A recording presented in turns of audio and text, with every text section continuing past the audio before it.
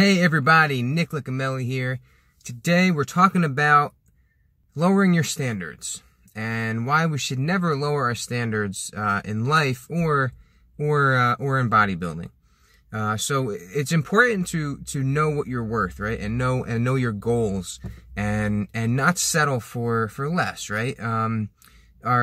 If you have a high standard for yourself, keep that in place, right? And if things aren't up to your measure, up to your standard, make sure you do something about it, right?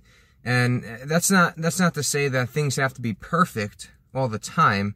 You're gonna have hard times at a job, maybe, right, when things aren't perfect, and you may have hard times in a relationship, right, when things aren't perfect.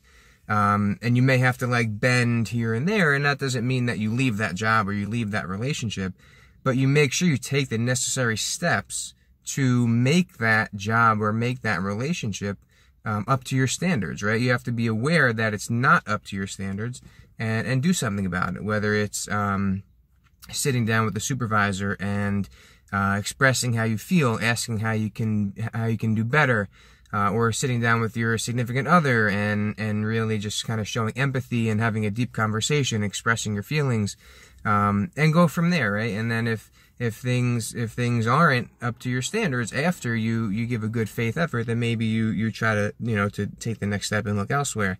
But in the gym, it's very similar, right? So if you are in the middle of a set of nice RDLs, right? A nice slow eccentric, and then come up on the way up, right?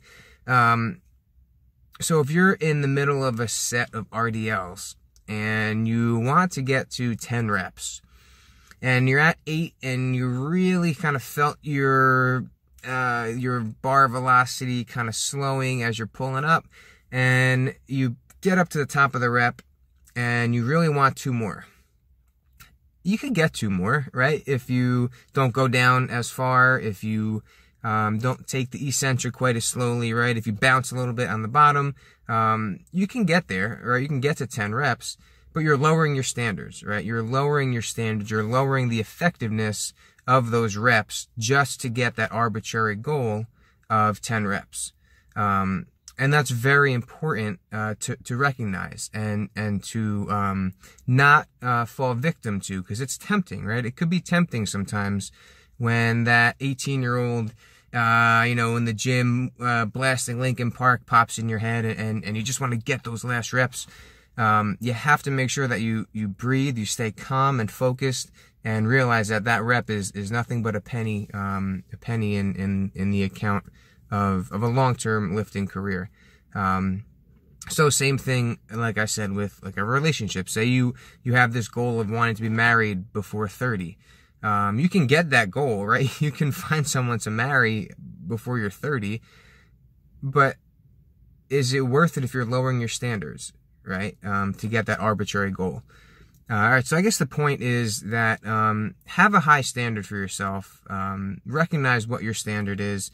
Recognize the goal, right? The goal isn't to get 10 reps. The goal isn't to get married before you're 30. The goal is to have a productive training session, that adds to a long-term career in this stuff. The goal is not to get married before you're 30. The goal is to have a fruitful and enjoyable and life-changing relationship, right? So keep the goal in mind, set your standards, understand that things aren't going to be perfect every time, and if you realize that things are below your standards, try to do something about it, right, before you just throw it out. But make sure you know where your standards are, and don't settle for anything less in life or in the gym. Hope this helps. Thank you so much for watching. Be sure to like, comment, and subscribe if you want, and we'll see you next time.